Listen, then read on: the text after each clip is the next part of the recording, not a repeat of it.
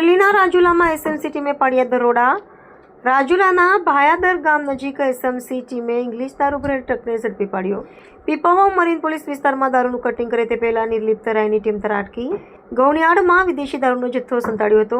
SMC ટીમે દરોડા પાડતા અલગ અલગ બ્રાન્ડની વિદેશી દારૂની બોટલો નંગ 15,178 ઝડપી લેવામાં આવી। ટ્રકનો ડ્રાઈવર ઝડપાયો। 8 આરોપી ફરાર થતા તપાસનો ધમધમાટ શરૂ। ટ્રક, બોલેરો અને દારૂ સહિત કુલ 68,65,710નો મુદ્દામાલ જપ્ત કર્યો। એસએમસી ટીમની રેડ પડતા સ્થાનિક પોલીસ બેડામાં ખળભળાટ મચ્યો।